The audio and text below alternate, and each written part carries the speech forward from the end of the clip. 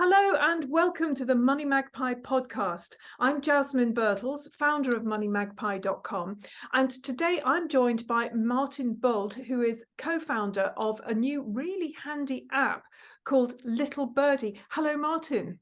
Hey, good afternoon, Jasmine. Thanks for having me. Well, Martin, let's just get straight into it because at MoneyMagpie, we were rather interested in Little Birdie. Primarily, it has to be said, because you've got a little bird in your logo. Very similar to the MoneyMagpie logo, and we looked into it a bit further and thought, oh, actually, yeah, this is quite handy. So, can you tell me a bit about how you came up with the idea for Little Birdie? Yeah, I'm smiling at your intro. We felt the same. Yeah, we've got two smart, financially savvy little birds coming together, similar kind of color schemes as well. So yeah, there is a lot of synergy. At the end of the day, we're both trying to help consumers, manage some of their financial challenges and save a few pounds. Little Birdie was born out of some insight we gathered, my co-founder and I, a guy called Jeremy Taylor, during the pandemic. Actually, if I go back a couple of years, really when Little Birdie became an idea on a piece of paper, we were finding lots of examples of people signing up to services during the pandemic, and that the subscription economy was really booming then. People were signing up to Peloton type of subscriptions or food boxes or razors, as well as all the usual kind of music and entertainment streaming services. And the more we looked into this, we came across lots of insight from NatWest, from Barclaycard, highlighting the amount of waste in the UK, people having so many subscriptions that they find they're no longer using or they forgot they even had. So Jeremy and I, my partner, had worked in subscription businesses before, and we're also all too aware, I guess, of some of the challenges users face, because some companies make it quite hard to manage your subscriptions. They make it hard to cancel, hard to switch. And some rather cheekily put prices up in contract or auto renew your contract. So the more we looked at this, we just felt there's a real opportunity here to help consumers manage an ever growing list of subscriptions, but also find better value as well. So yeah, we set about trying to build an app that did it for you. So what do you find are the most common types of subscriptions that people forget all about? Well, there's lots. People, a common one, actually, a really common use case is people have multiple Netflix and Spotify accounts, by the way, within the household. And I know it's dangerous talking about average or normal households, but many households have multiple subscriptions to the same types of services because a partner or a child has signed up to the same thing, or they didn't realize, for example, that Netflix is now included with the pay TV, the Sky package, for example. So they'd be really common. But people often sign up to free trials for things as well. And again, it could be music streaming or TV or software. And they forget to cancel the free trial after 7 days, of course. And that is one of the most common things. And people are suddenly in an 18-month or a 12-month contract and forget about it. And many of these smaller digital subscriptions are only £5 or £10 a month. So, of course, people either don't notice them, don't miss the £5 or £10. But it all adds up, of course, if you've got several that are £5 or £10.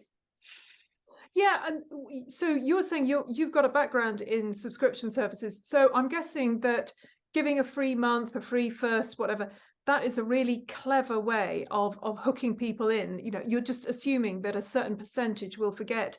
And are there other clever little things that these companies will do to hook you in? Well, I think in terms of the hooks, they are the common one, the X number of days free, or, it could be 3 months half price or 6 months half price. That's quite a common one with things like broadband or pay TV. So it is usually an upfront type of incentive, a commercial incentive or a discount to get you in, or a free gift or something like that. They're the normal hooks to sign you up to these type of recurring services. And you're right. I mean, a lot of businesses do rely on customer inertia or people forgetting to cancel. There's no question about that. There's equally good examples of really customer-centric companies who will send you a notification or they'll alert you to the fact you're about to enter a contract and give you the choice to cancel. And that's good practice. So, of course, we'd encourage all companies to do that. It's all about transparency, isn't it? Yeah. And I should say, by the way, we're not anti-subscriptions. We think subscriptions can be a really good way of paying for things and spreading payments, but it's all about the transparency and fairness. And I think it's dealing with those businesses that aren't transparent or do deploy what we might call sharp practices. That's what Little Birdie's there to help with, really. Yeah, speaking of sharp practices, one of the ones that irritates me the most is when in the small print they say, and we will be renewing you automatically. Yeah. Illegal now to do that? That's a good question, actually, Jasmine. I don't think it is illegal if they're very transparent, upfront, and clear. But there may be some ambiguity around that. I don't know. But that's another one of those sharp practices: auto contract renewal. So you have to be very careful with that. I've had that with my gym membership, for example, with I won't mention, but one of the major UK gym chains. They do that exactly. They'll tell you you've got 30 days to cancel, and if you don't, it's auto renewed. And again, lots of people forget. Not everyone reads their email or their the letter that comes through the door. So that's a classic. And a lot of other companies will tell you in the small print of your contract that they're entitled to put the price up in life by 3 or 4%, or actually more like 10% at the moment, inflation-related price rises. And again, they just accept that most consumers accept that without challenging it. So what Little Birdie will do is tell you when prices go up on your contract and alert you to the fact, and highlight that the fact there might be better value. So how does it work? How does Little Birdie know about your subscriptions? How do they know when they're coming up for renewal? Yeah, a couple of ways in which we start to gather the data when you join up. And I should say the app obviously is free to download and free to use, and it's available in Apple and Google. But you download the app, and as part of the onboarding experience, you have two choices. Our recommendation is that you connect a bank account or a credit card using open banking. Open banking, it's been around for probably 4 or 5 years now, but it's a means of accessing financial data without actually giving a partner like us full access to your bank account. So we can only see the data that you choose to give us, and that is subscription related data. And we work with a third party, by the way, who are FCA regulated, a company called Bud. So you can connect a bank card or a credit card to Little Birdie, and the algorithms and the science in the background then will aggregate all of what look like subscriptions from your bank account. It won't bring all of your data across. It'll bring the things that look like subscriptions or regular payments and pop them into the app.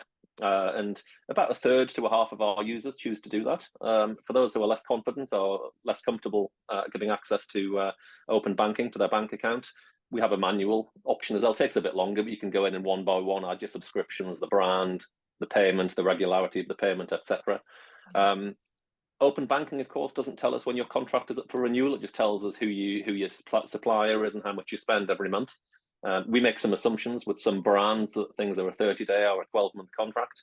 And we also ask you, so we'll say, does this contract look like it's up for renewal? Can you add the date if you know the date? So we're gathering information as we go. We are making some assumptions as well. Interesting. So have you got a team of people behind doing all this research, or is it AI? Well, we're quite a small team at the moment. We do use a little bit of artificial intelligence or machine learning and data science algorithms without getting into the nitty-gritty of it all. Yes, there is some smart machine learning in the background that over time gets to know you. And Bud, our open banking partner, are doing the same. I mean, they've got access to many thousands of records across the UK from lots of different banks and credit card companies. They're very well aware of who the most common subscription providers are. So, their learning as well, coupled with ours, will make the app smarter over time and more useful to you.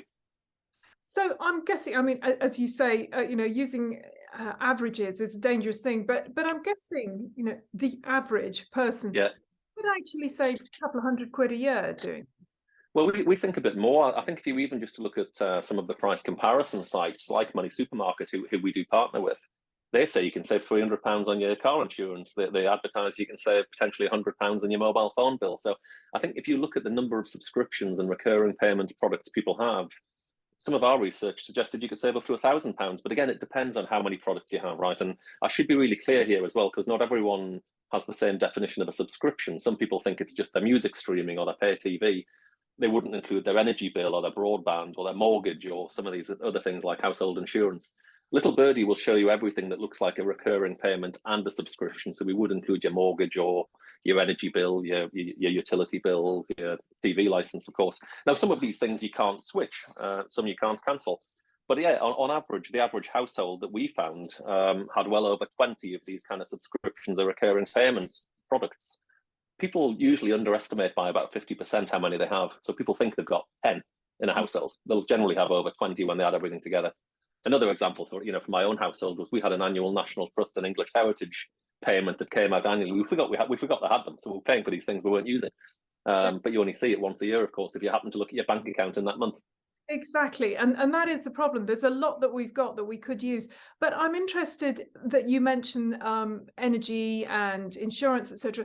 Yeah. So can you help people move to a better one? I mean, because obviously you've got to do something. So if I go back to what Little Birdie does, because price comparison and switching is part of a suite of 5 things that Little Birdie does. So it's important people understand what we do and don't do. Little Birdie really is a subscription management platform, and we think we're quite unique.